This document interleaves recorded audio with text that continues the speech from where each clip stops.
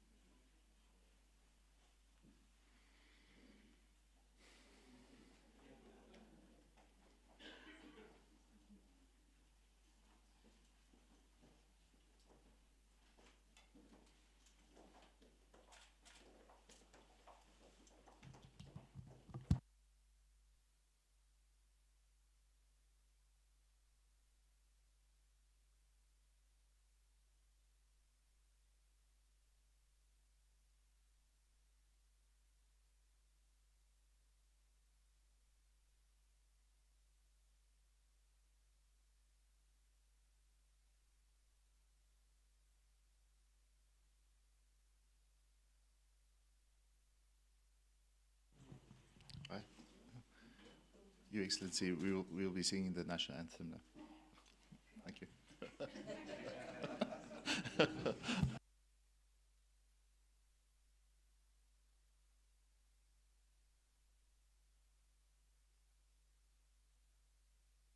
Namibia, land of the brave freedom fight, we have won. Glory to their bravery, whose blood waters our freedom. We give our love and loyalty, together in unity, contrasting beautiful Namibia, Namibia, our country, beloved land of savannas, hold high the banner of liberty. Namibia, our country, Namibia, motherland, we love thee.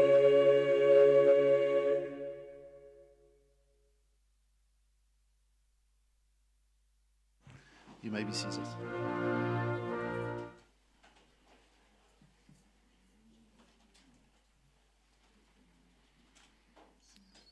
Your Excellency, President of the Republic of Namibia, Dr. Hage Geingob, the Honorable Deputy Prime Minister and the Minister of International Relations and Cooperation, Me Ntumu Nandi Daitwa, Guest of Honor, Mr. Chris Aston, Global CEO of Worley,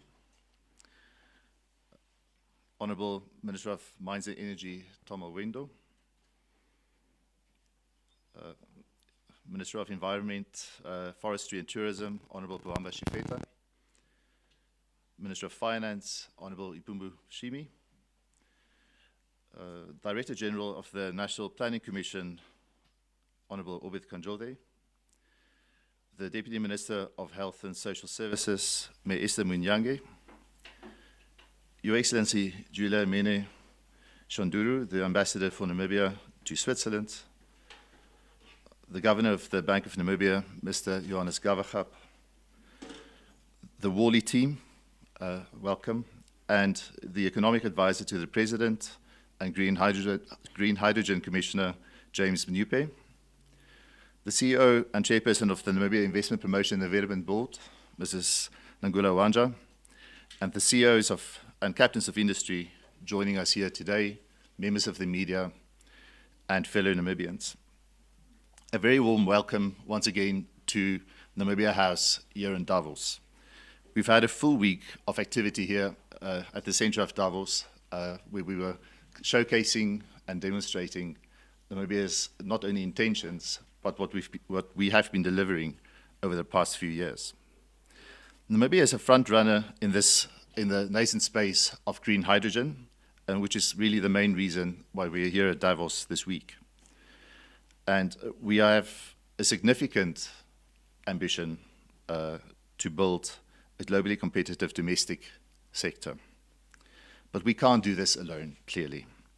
Government and the NIPDB, the Namibia Investment Promotion and Development Board, has been working with a number of partners, both corporate and with other governments, to build this industry.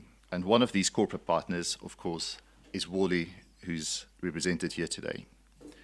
We are therefore proud to share this platform with Worley's senior team this morning, and we look forward to the discussions we'll have later on the panel.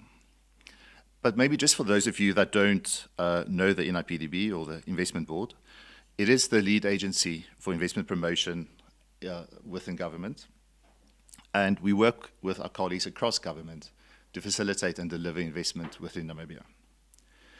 The NIPDB is therefore the key driver, or a key driver, in collaboration and exchange of knowledge between government and our colleagues across government, but also the private sector. And we work with the likes of the Green Hydrogen Commissioner and other colleagues to deliver this very important green hydrogen project and to grow the domestic industry.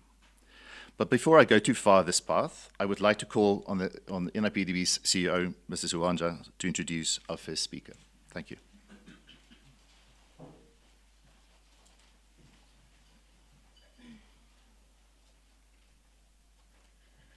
Thank you very much, Francois. Your Excellency, the President of the Republic of Namibia, Dr. Hage Geingob, our Deputy Prime Minister, ambassadors, honorable ministers. Let me stand on the protocol that have been observed already. And of course, welcome all of us and our guests, Chris and the team from Worley. Welcome to this event. As indicated, I am here to welcome our speaker, but I think I will not be doing justice if I do not say one or two words to welcome us to this event. Namibia Investment Promotion and Development Board was created a few years ago, or a few months ago, by His Excellency, the President of the Republic of Namibia, because he has identified the need for us to promote investment. The mantra for his leadership and his government is to make sure that we build a Namibia house where no one is left behind, a house of prosperity. And that has been the dream that he has had since he joined office, but probably since before the independence of Namibia. And therefore, we are in his office to help him and to support him execute on that mandate. In executing on that mandate, we need partners, various partners, partners of the Namibian private sectors, partners of the international communities, development partners, knowledge-sharing partners, and other partners. And therefore, it is an honor for us to be here this morning and to make sure that we engage our community, we engage potential investors, and we work with knowledge partners to bring prosperity to the Namibian people. Green hydrogen is a new industry to us, and yes, it's an industry that we believe has got potential for Namibia, but also potential for the entire world. And as we stand here, we need to make sure that the dream that the president has is realized without further delay. And as has been indicated in the few discussions we have had with Chris this morning, his first mover advantage will be important for this new sector. What is our role as NIPDB with regard to that? We have been tasked as a government agency to make sure of three things. Yes, green hydrogen is important, but our people sometimes feel that we engage foreign investors and we build an industry that will probably just exploit the resources of Namibia without benefiting the community. And therefore, we have got three roles in this regard. Number one is to make sure that, yes, there is investment opportunities, we attract investors, but that those investments will benefit Namibia in more ways than one. One way is to make sure that there is good partnership between local and foreign investors. And therefore, we need to make sure that the chain, the value chain, the supply chain has got companies that are based in Namibia and companies that are operating from Namibia, of course, without losing the support and the knowledge of international support. The second one is to make sure that our SME communities are not left behind, that we must make sure that they take advantage. The other thing that we have been tasked by Cabinet to do is to make sure that we identify skills that are required for this new industry and make sure that those skills, where we do not have that skills, it is imported without hindrance, and that at the same time, we build internal capacity by working with our Institute of Green Hydrogen and other various institutes. So that is the expectation. And if we see with our branding, with the branding launch that we had the other evening, Namibians from the temperature test, the youth feel that, yes, we need economic freedom. We need to fight youth unemployment. And therefore, if this opportunity does not address those needs, then it will be a lost opportunity for all of us. So today is about discussing how can we make sure that this industry helps us address those needs for Namibians. And I know that I have said much more than I was required to say already. So I would like to invite our president, but I've got a new title for him this morning. He's looking at me.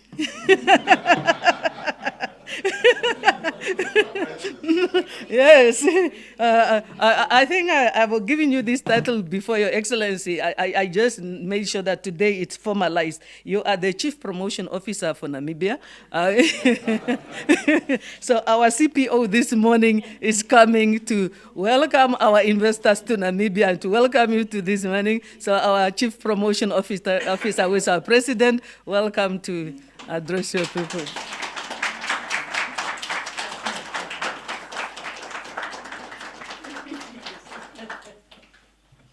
You may be seated, please. Thank you very much. Well,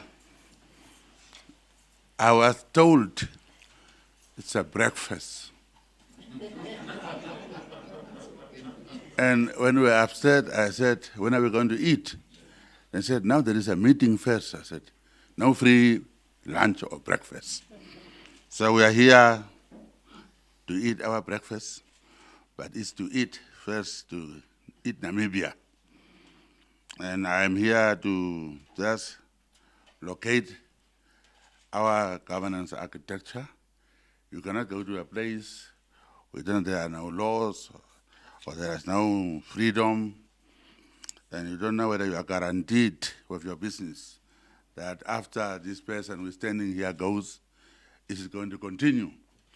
So I'd like to therefore guarantee or try to tell you about governance architecture briefly. That Namibia is a democracy. We used to have a position of free press in Africa, but we lost that recently to one small little country. But we pick up in the world standing. So that's one. Firstly, when we're talking about a country having a democratic system, it's not like in the olden days where you used to have first wave of African leaders who were very, very, very dynamic people. They were the gods, founding fathers, who told us to get up and fight for our freedom, telling us we are oppressed. Kwame Nkrumahs, Nyereres, Jomo Kenyatta's, and I even jumped to bring Kaunda, come to even our area, President Mugabe, President Nyoma, Mandela. Those were all what I call first wave of African leaders. They were like, you'd be scared of them. They are kind of gods. Then second wave of African leaders were caught up in the East-West problems. And therefore, there's a question of you didn't have whether you have your own policies or you have to have a Soviet line or American line. It was a confusion, so to say.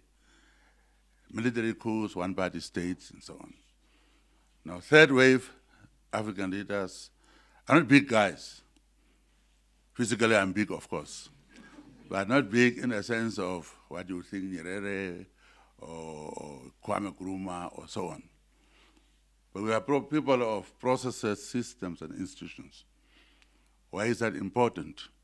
When you one-man show, when that person goes, what you are brought there to invest in may be in jeopardy. When you deal with the processes, systems, and institutions, it doesn't depend on individual. That's why I tell people, when you come to Namibia for investment possibilities, don't come and see me. Because that's a habit. Apparently, you must see the president. Once you saw him, deal is cut. That's not the way we do it in Namibia. I say, see the line ministers first, explain your problem. They are the experts. I'm not the expert in that area. I'm a politician. So see them, discuss everything there. Then you invite me for courtesy call. Then we say, how are you? Welcome to Namibia. I hope you will enjoy your stay. That's briefly what we do. So since I was just asked to, oh, okay. They don't want me to forget my house. Now, to have all that, you must have all kinds of things for investors. First is the peace. Are there any good hospitals? Are there infrastructures that you can go drive with your family somewhere to the park? Well, good parks, by the way, game parks. And then also recreational facilities and so on. So we have all those things in Namibia. Where is that thing? Namibia House, I call it. We came from very, very divided cities, white, black. Apartheid was there, worse even there, where blacks were left out in all aspects. So we are now, after a long war of liberation, trying to reconcile. And I think we have done a good job so far. In that, you have to hold hands. And I say, therefore, we are building Namibian House. The Namibian House, I'm not going to repeat the normal house. Let's go to the Namibian political house. You dig the foundation, that is our constitution. That's our foundation that we dug. Very good constitution. First one talking about environment in the world. We are very careful about our environment, fragile environment. And then, after that, you use now your bricks. Your different bricks are your races, tribes, and so on. You put them together with the mortar. Mortar are the laws we pass in the parliament. So you keep these bricks together. Don't push them when they are still wet. Even this finger will push it down. Let it firm up. Then you plaster it. Key point is now coming. My message is now coming. When you have plastered that wall, you don't see individual bricks there. You see only that wall. You are happy, then you plaster it, you paint it with your colors you like, Namibian colors. And that becomes your Namibian house, where all children of Namibia will live in peace, in harmony, holding hands. Yeah, we can quarrel, everybody here and there quarrel. But you must quarrel, you must disagree without being disagreeable. So that when investors come, they'll find a place, it is where there is peace, there is harmony, and they can also join in and enjoy that peace, and then bring money and invest. Thank you.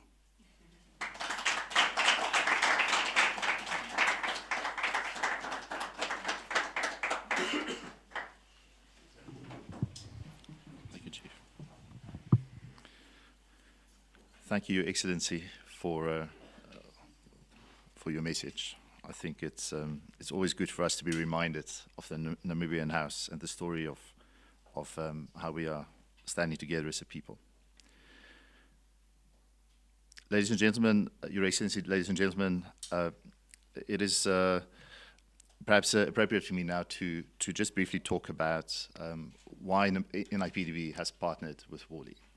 So Worley is an Australian company operating in almost 50 countries.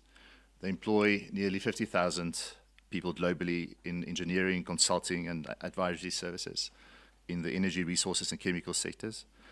And they focus in particular on the techno-economic aspects of implementing low-carbon hydrogen projects. Worley's been working on more than 180 hydrogen projects globally, with a large number of investors, as you might imagine. And the company definitely also have experience in Africa, and they also have people that's worked in Namibia before, so Namibia is not totally foreign to them at all. But most importantly, Worley has a deep knowledge of this industry.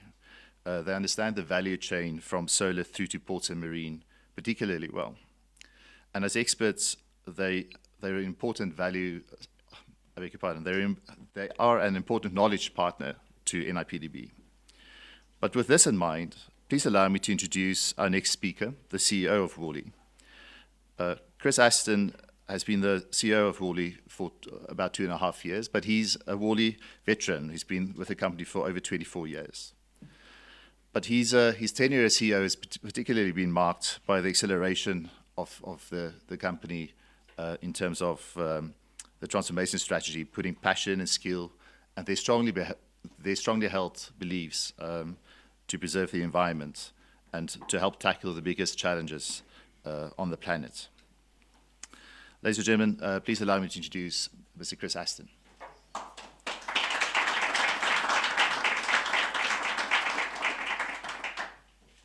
Thanks, Francois, and thank you to His Excellency for hosting the event today and the opportunity for Worley to participate.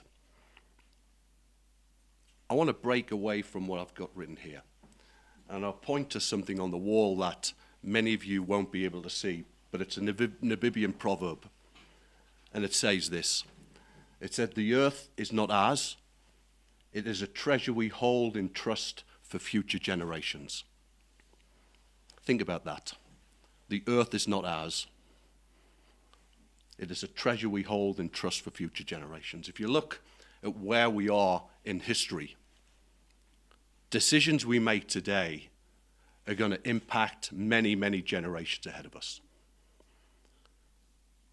The world needs to take action such that it moves in a direction that will be healthy and safe for the generations that come after us. Namibia is in a unique position to be part of that journey. I shared with His Excellency, I read a book a number of years ago called Competitive Advantage of Nations, and it talked about the importance of natural competitive advantage and what that means at a competitive level, at a nation-state level. Namibia has natural competitive advantage. It has the opportunity to differentiate itself and become a core component of the journey the world is on to deliver on the proverb that I've just read. So on behalf of Worley, I'm delighted to be here to support the event and NIPDB to discuss green hydrogen and the opportunities that this presents to Namibia and beyond Namibia, society, industry, commerce. The opportunity sits beyond Namibia. The latest IPCC 6th assessment report reinforced that the 2020s must be the decade for action. There's a lot of discussion on what needs to be done, but that needs to be converted into action beyond just opportunity. To meet the most ambitious goals of the Paris Agreement and avert the worst impact that is possible, we need to reduce CO2 emissions by 45% by 2030.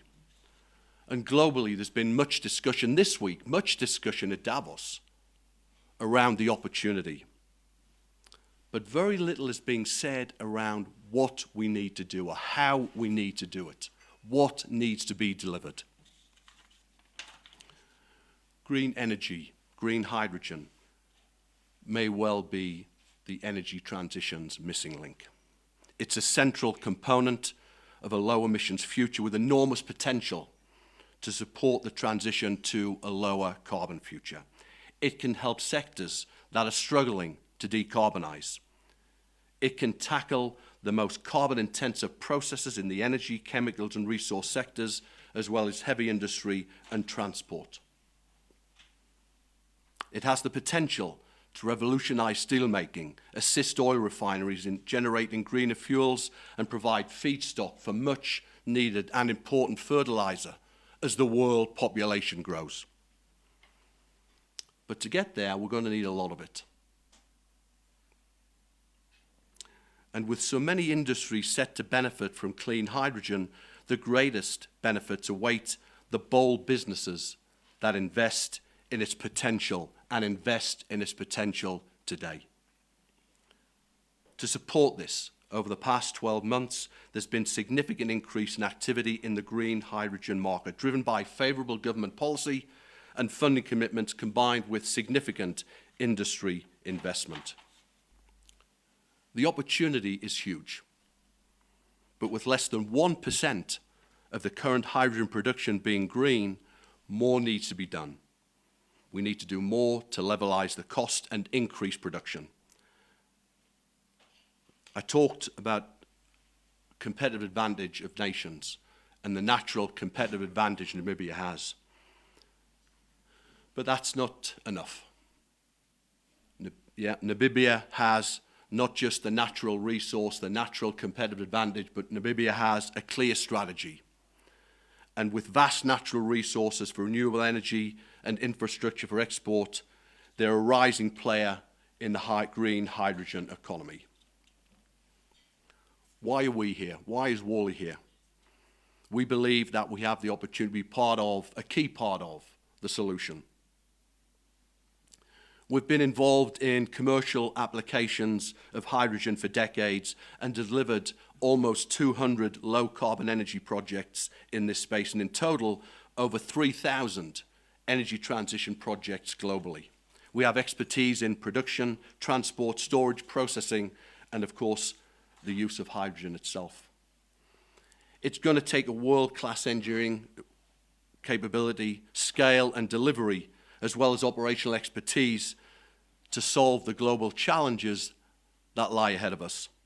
And events like this are vital to supporting countries and industries to make the change that is necessary. I'm excited to see how the conversation goes today, and working with NIPDB to support Namibia's green hydrogen projects. The opportunity is there to be taken. In one of the sessions earlier this week, I listened to a North American indigenous speaker, and he's the one who shared with the audience the decisions we make today will impact 7 generations ahead of us. For those who are here from the investment community, there's an opportunity to take a step forward and positively impact 7 generations ahead of us. With that said, I'll hand it back to Francois. Thank you, and we look forward to the conversation. Thanks, Your Excellency.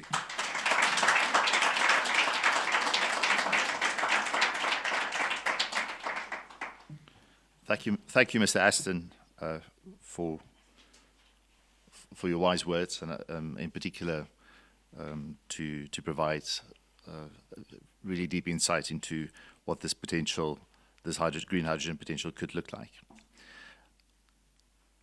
But it is my pleasure now to announce our panel for this morning.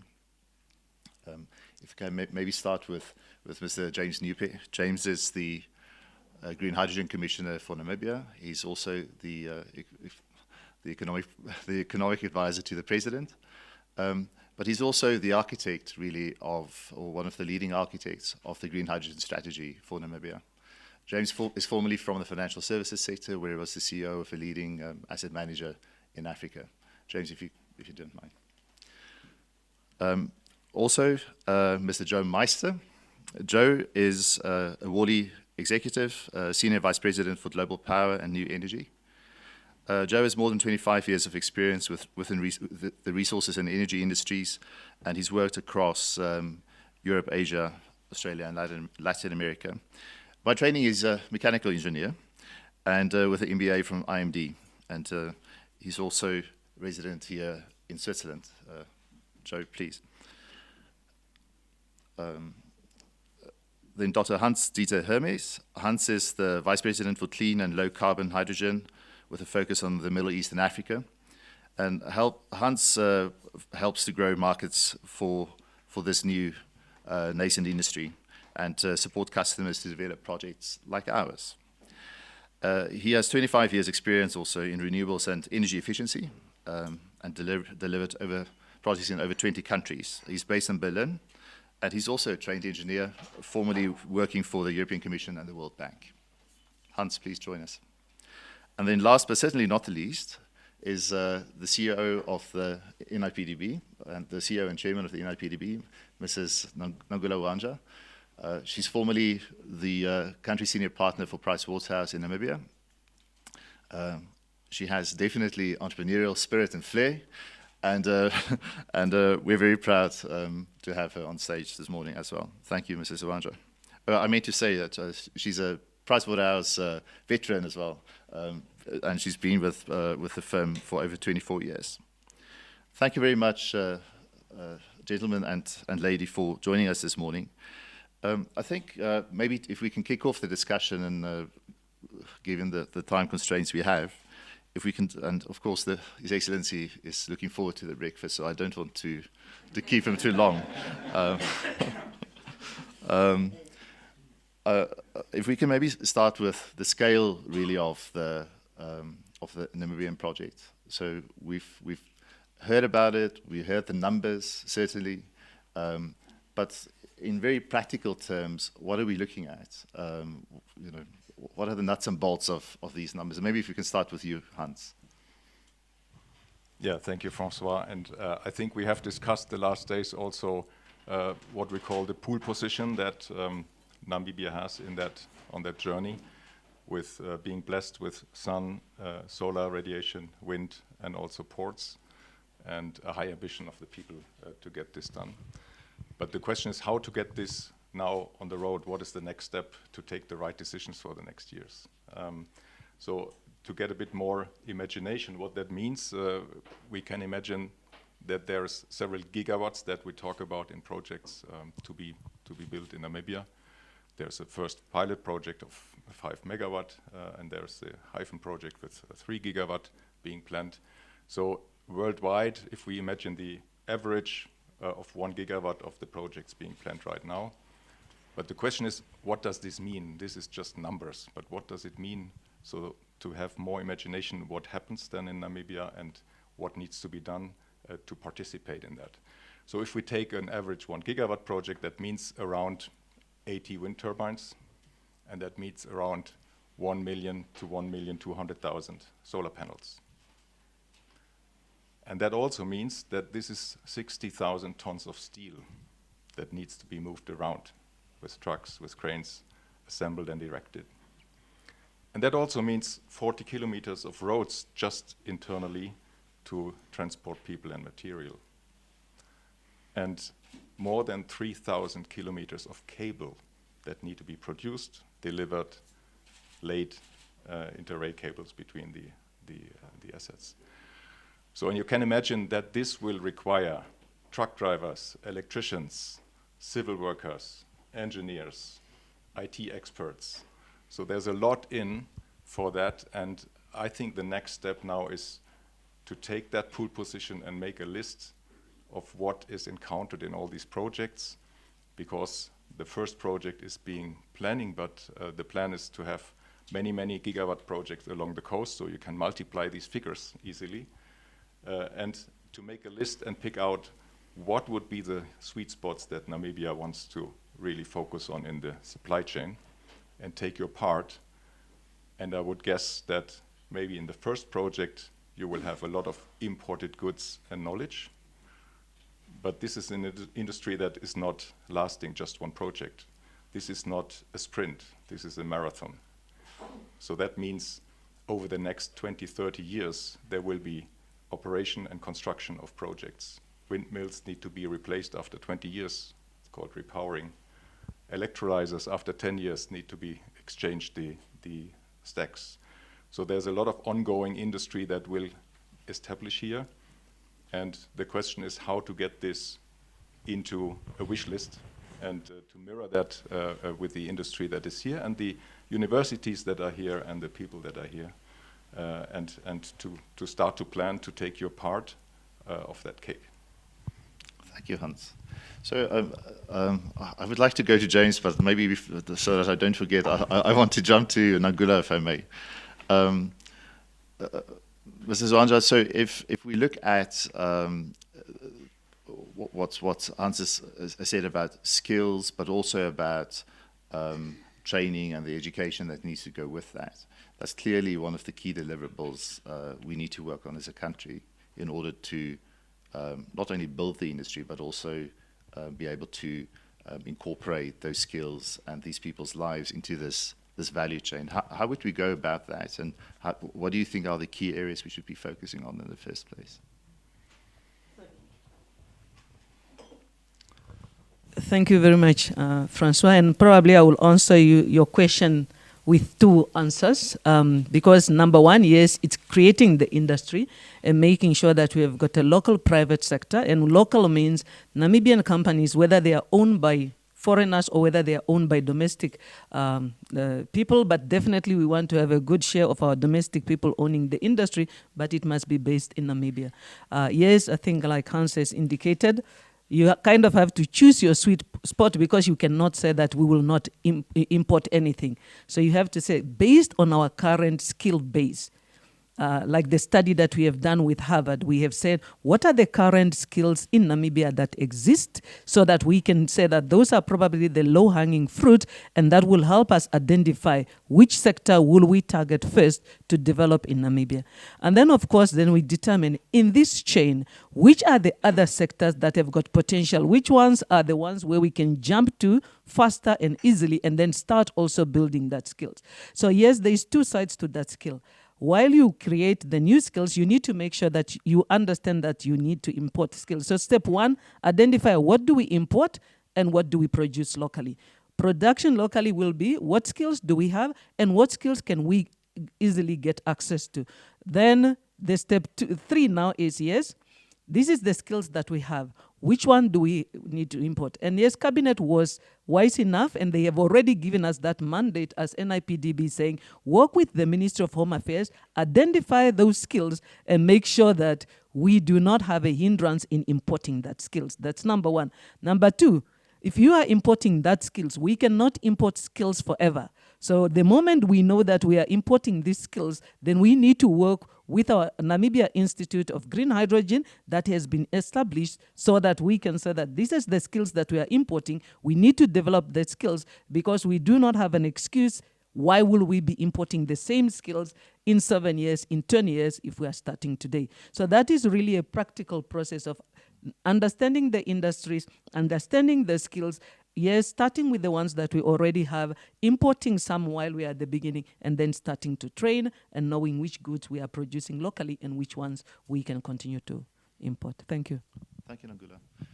James, I think for me the big question is, so when we look at the market structure or the proposed market structure, and we do, well, I think we all know that we're still kind of mapping out things to a certain extent, but I think what is quite important is that when we look at what Nangula has said, but also at the kind of two-tier market that we are seeing at the moment. So how do you think will that unfold, and how do you see that unfolding domestically? But also when we talk about building domestic supply chains and places for Namibian companies to tap into, how do we address that within your view?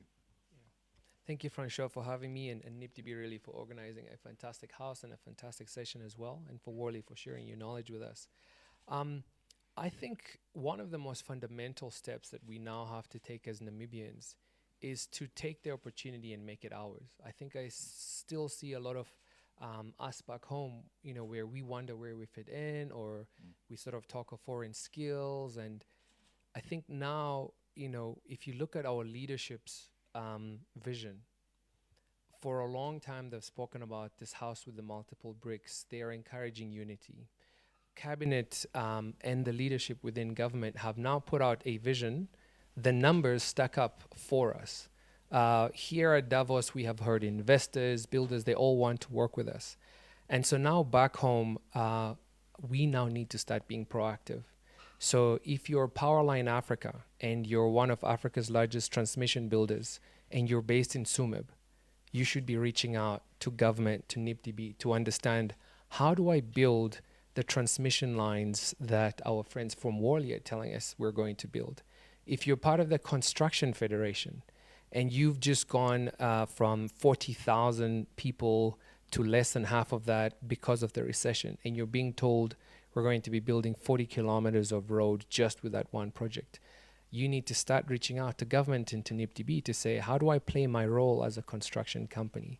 So I think, you know, the leadership of the country again was very visionary in forming NIPDB, because essentially what NIPDB could and should do is to enhance the conversations between the vision that the leaders of the country have for us and, of course, the enabling components, private sector capital, private sector know-how, and private sector ability to execute in a manner that us as government can't do on our own. So I definitely see, yes, larger companies in Namibia, from the Powerline Africas to the ONLs to the Cleanergies to others, but the SMEs like Jabu would absolutely thrive as well in this environment. If you think of Lüderitz, we're being told there might be 15,000 people that descend onto Lüderitz just for the construction of the first project. Those 15,000 people will need lodging. They'll need to eat. Their kids will need to go to a school somewhere. They'll need health services and facilities. How does the small town of Lüderitz respond to that?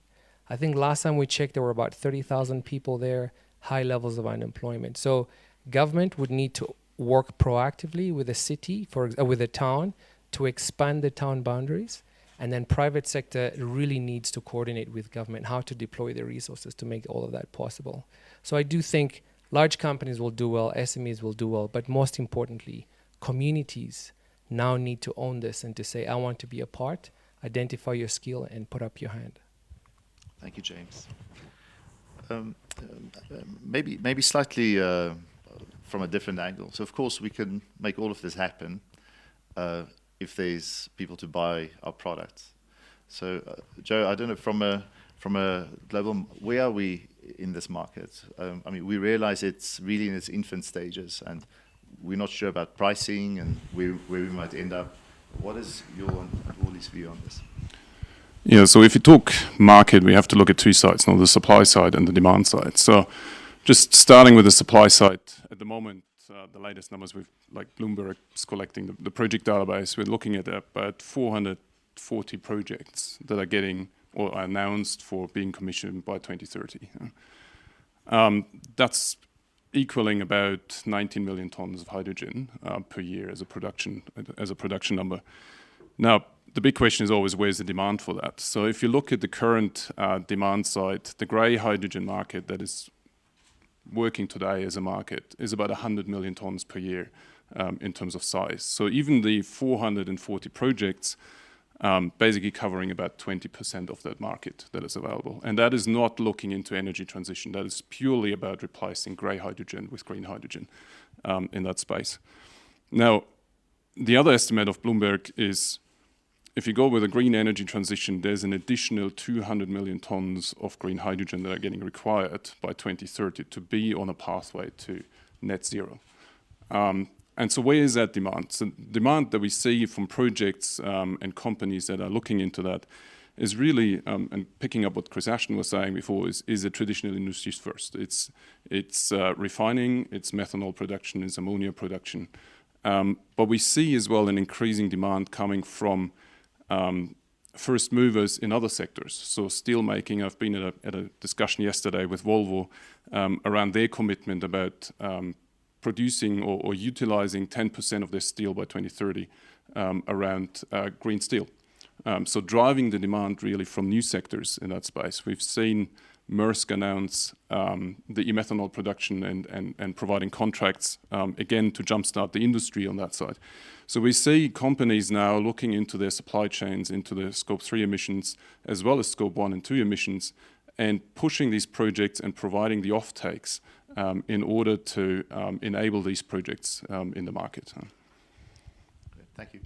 James, if I can come back to you. So we of course know that there's global demand for green hydrogen, like Joe indicated. But what about the domestic market? What are the initial applications you see, and what might the future look like? Super exciting, and I think it's part of the map that we showed on Tuesday during that session, where the government through the Green Hydrogen Council will be undertaking essentially a green hydrogen or a synthetic fuel strategy. Of course, that will be driven by the Minister of Mines and Energy, but he'll do that in conjunction with the Green Hydrogen Council and Cabinet. And with this particular strategy that the Mines and Energy Minister and Cabinet will put together, we have identified 4 hydrogen valleys. And the 4 hydrogen valleys are in the Kunene region, the Irongo region, the Ochodonjupa region, and the Karas region. And the local applications for hydrogen that we are seeing emerging is one, fertilizer. So almost 80% of ammonia is actually used to manufacture fertilizers. And of course, almost 45% of hydrogen globally is actually used to make ammonia. So that is probably the first molecule that we're going to be producing locally.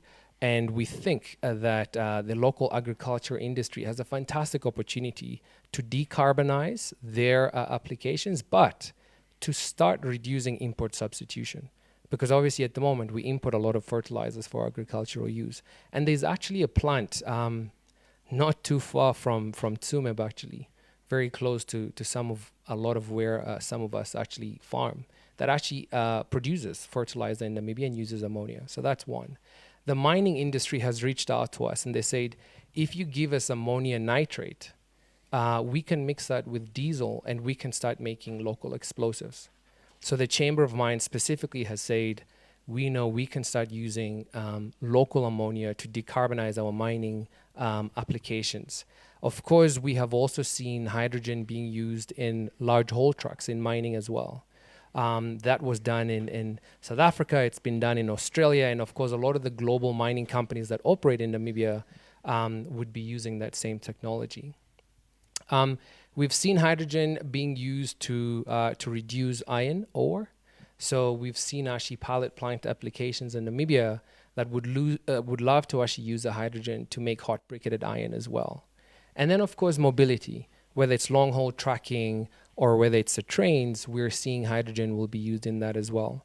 And I think your question is super exciting for me as a Namibian, because when you do go to outside markets, one of the key things you're concerned about is Namibia could just be used to enable their industries. But in actual fact, this opportunity can be used to meet the Vision 2030 that the leaders that have painted the Namibian House had always sort of wanted, right? To become an industrialized nation that moves from a primary sector focused economy to a secondary sector focused economy that is now manufacturing goods, and then of course later on possibly to a tertiary one where we can start teaching others and giving services. So for example, Mauritania has actually reached out to our government to say, could you come to Mauritania and teach us what you're doing in Namibia? In Rotterdam, Greenland asked us to do the same thing, to go all the way to Greenland and teach them about the RFP that we put out last year, because they want to not copy us, but learn from us, because they were appreciative of how it is that we did it. So I think that's amazing for me, for Namibians, and it's a real honor to have been a part of a team that obviously helped put all of that together. Thank you, James. Hans, I think when we look at the investment landscape, we kind of reflect on the two-tier markets we've spoken about earlier. I think that clearly investors aren't homogenous, and so in order for us to, and as you would well know, that Namibia's drive is to diversify its economy. So this two-tier economy, how do we diversify even the hydrogen market domestically? We know we have smaller producers and larger producers, but what do those investors look like in your view? And what are the type of companies we should be looking to attract or talk to? Yeah, what you can see internationally is that a teaming up of companies, and that is companies that have never been working before. That is steel companies with pension funds. This is oil and gas with offshore wind operators, and all these companies are also having their own strategy and investment plans. So the investor community is very diverse, and that's also the interesting part in this market, that we can see investors that have their own demand, and they know they need hydrogen, so they want to secure to be part early in the value chain. This is the large steel companies, for example. There's chemicals. There's also energy companies. They want to diversify and decarbonize their operations. There is ports that are teaming up with other investors. And then last but not least, the whole financing community.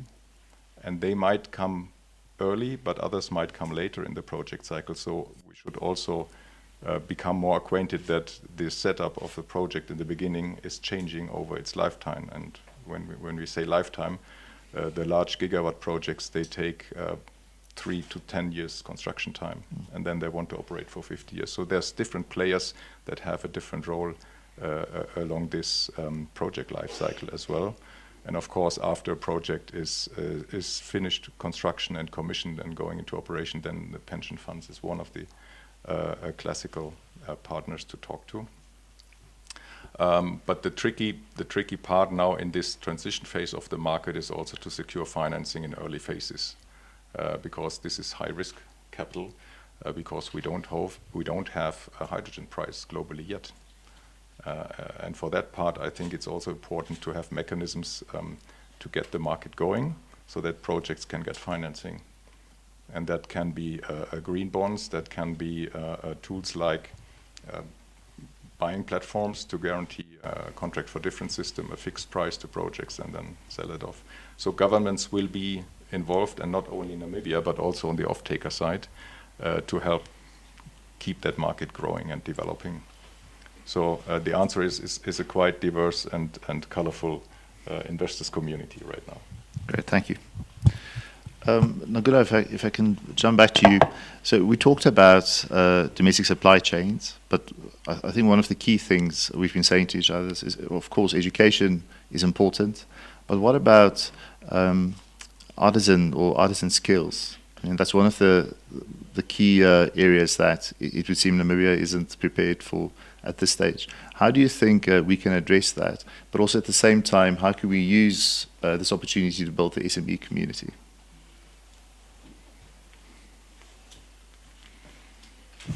Yes, I think as it has been shared by everybody, we know that this is an industry that will require, yes, a lot of skills, but a lot of coordination.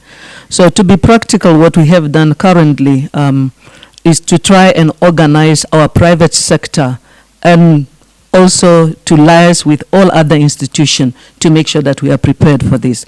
So we have started to put together a private sector task force on green hydrogen, and it has got membership of various institutions or associations, up to about 50 associations. So we have got, for example, Bankers Association, Hospitality Association, Farmers Association. So everybody who has got a potential touch point in this sector has got an association, and they send a representative to the meeting. So that is the body of the association is really made up of everybody, or task force is made up of everybody or every association.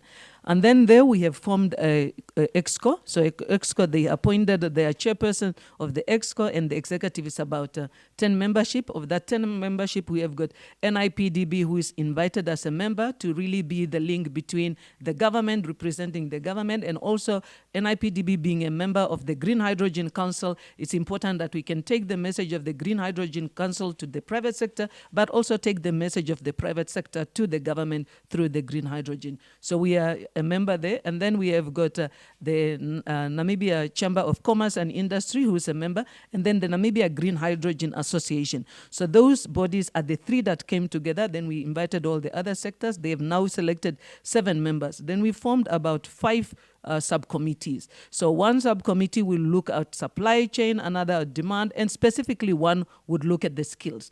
And that will work with the National Training Authority, with the Namibia University of Science and Technology, and the University of Namibia to identify that skills. And yes, specifically the vocational training centers, the artisans, to identify what skills are those ones and what do we need to do to make sure that our NTAs are also teaming up with the relevant organization and forming MOUs and relationships that will help us build that skills. So we have identified that need and we have already started to structure ourselves. The first meeting has been held already where the structure has been put together, and the second meeting will follow because the working committees are now constituted. Each one of them have got a chairperson, and that chairperson will be inviting their members so that they can start engaging and working in their sectors. Thank you. Thank you. Thank you, Nangula. And before, Joe, I come to you next, I would like to invite members of the audience to ask questions as well. We will have a roving mic, and I believe we have some online questions too. But before I go to those, Joe, I think from a competitiveness point of view, we obviously constrained, well, I suppose any player in this market is constrained in some way. Are there obvious areas where you think we should be looking at or we should be tweaking in order to manage our cost of hydrogen? I think like Chris said in his introduction, the levelized cost of hydrogen will be presumably one of the most important things to make our industry competitive. But how would we go about that, and what is your insight on that? Yeah, so if you look at the cost of hydrogen and then any derivative afterwards, it's mainly driven by operating costs in the end. So, and that's where Namibia's competitive advantage is around the resource availability, around renewable energy and the cost associated with that. So this is the massive upside for Namibia. If you then look at the construction side of the facilities, just trying to bring CapEx down and the expenditure down for constructing these assets, then that's obviously going to be a very good coordination between the local content that is required. So the opportunities for local value within these projects and the global supply chains that have to be set up in that space. What we see in the market already, and that's going to be the same for all projects, is the global supply chain pressures at the moment around raw material prices, around the basically availability of raw materials. So that could be a competitive advantage for Namibia, considering the country has significant resources as well in that space that can be used to build these projects. Which would be great to bring in, and again would bring local value in that space. Great, thank you. So we've had an online question. I'll come to you in a minute. So we have an online question about the shipping sector. So the question is, are you considering them as an off-taker and working with them to export those fuels? I think you have an answer ready, James. Yeah, because we have. But as you know as well, locally, our own local company, Old Harvin List, have teamed up with CMB, and CMB is predominantly a shipping company. I think they have a fleet of more than 300 vessels that they either own and or manage on behalf of others. So what CMB and ONL are looking to do in Namibia is to build the 2.5 billion euro, I think it is, liquid bulk ammonia terminal. And that liquid bulk ammonia terminal will be right in Walvis Bay. They're working with Namport to do that. But its key use is to be used as potential fuel for marine vessels. So the International Maritime Organization has been very proactive in trying to essentially advocate for the reduction of the emissions profile of the shipping sector, which is one of the largest emitters. If you look at the whole shipping sector, I think it becomes the 6th most emitting sort of nation in the world. And so that was a great start to us. We know that CMB, Namport are working together to look to deploy various tugboats in our port that would be using hydrogen as well. And most recently, we've actually been speaking to one of the largest shipping companies in the world that would also be looking to use Walvis Bay as its potential refueling hub in Southern Africa, looking to use ammonia as a fuel. So, you know, these are very exciting conversations. I think one of the most important things for us is Numport, which is essentially a government-owned institution, a state-owned entity, is sort of taking the lead in this. And they're working not alone, but with large ports, such as the Port of Rotterdam, which is the largest port in Europe, not just to design the port to be able to host these particular fuels, but also to start attracting players to use these ports, both the one in Luderitz and the one in Walvis Bay as refueling hubs. And I think that's very exciting from a shipping perspective. Thank you, James. Sir? Yes, thank you. My name is Philippe Monnier from Switzerland. Thank you for this great event, which is very interesting for me because I've been for many years in charge of attracting investors to Western Switzerland. And actually, we use very intensively the WEF, and we attracted about 30 companies in each WEF event. I have a question maybe to Mrs. Wanja about your policy for incentive to attract investment. Some countries, like France, the government is massively involved and give massive investment, a massive incentive to potential investors. In Switzerland, we used to do the opposite, zero incentive, zero. The only thing we can offer is good business conditions. Could you tell us what is the policy for incentive of Namibia? Okay, I am glad I have been assisted in answering that question. I think it has been answered. So I will speak in general, and then I just want James to say 2 words because I am aware of our timings. I want James to say 2 words specifically on what we're doing in green hydrogen.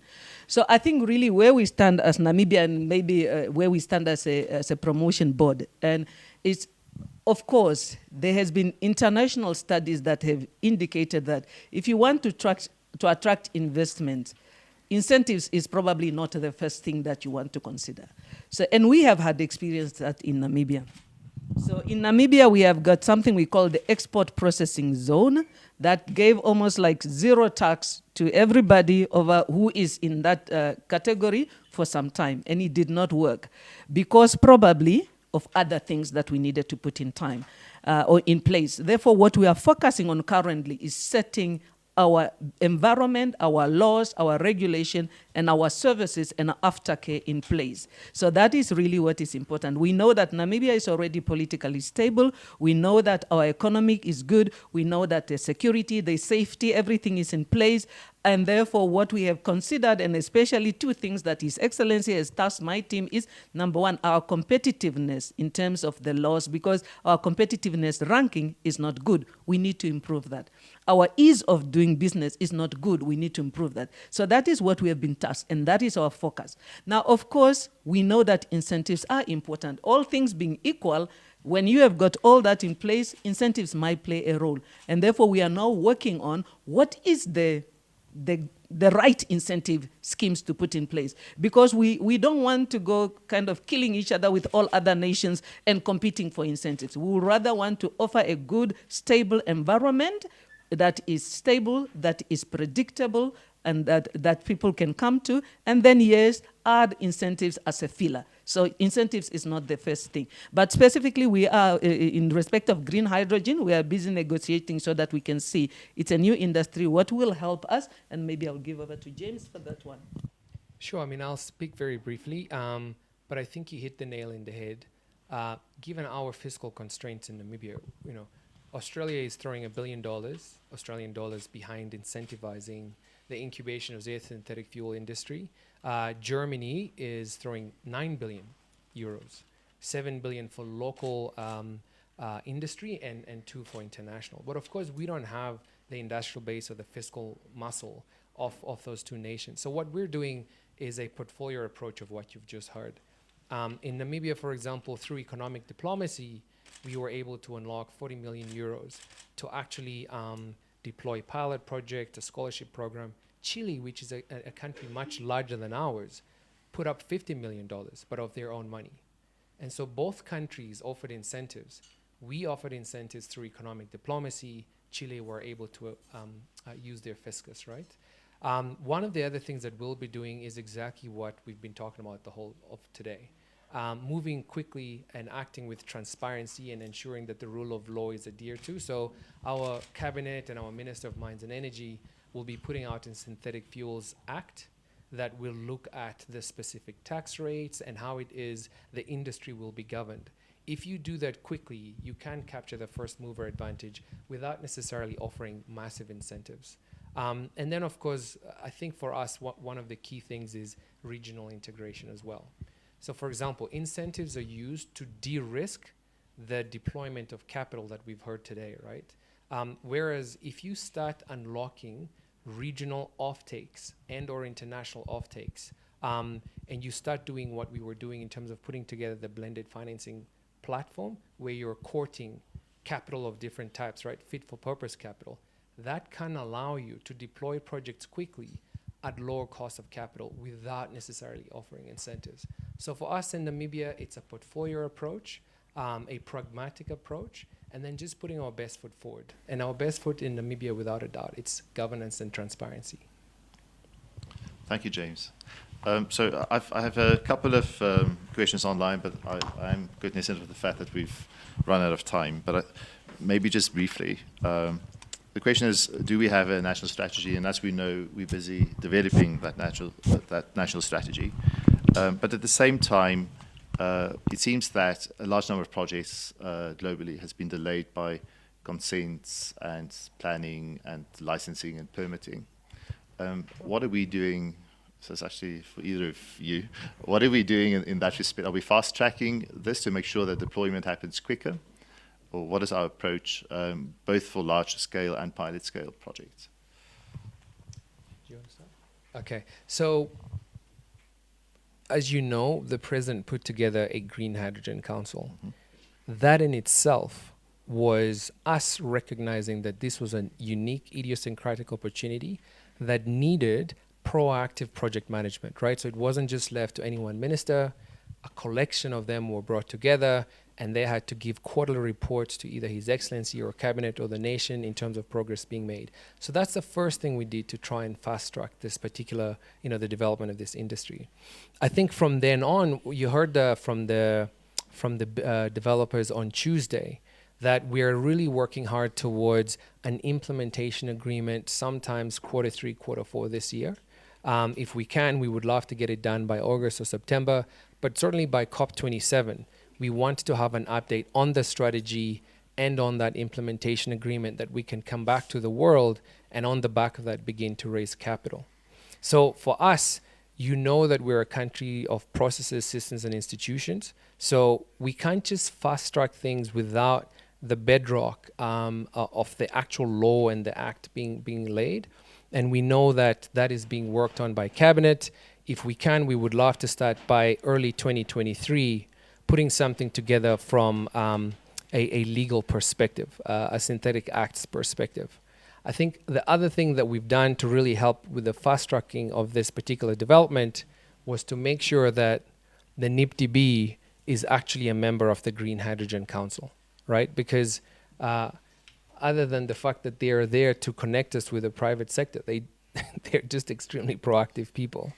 And so Nangula is always pushing us all the time to get done. And that's what a big part of her job is. I'm not sure whether you want to add anything in terms of how we're going to fast track it. But I know that we have to do it in a way that respects the rules and the laws that govern the nation. Yeah. Okay. You're good.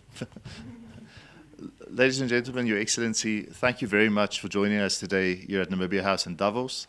To the viewers at home and the listeners at home, thank you again for joining us, for sharing in clearly what is history in the making. We look forward to joining us for our latest sessions, and thank you again for supporting Namibia. Good afternoon. Thank you.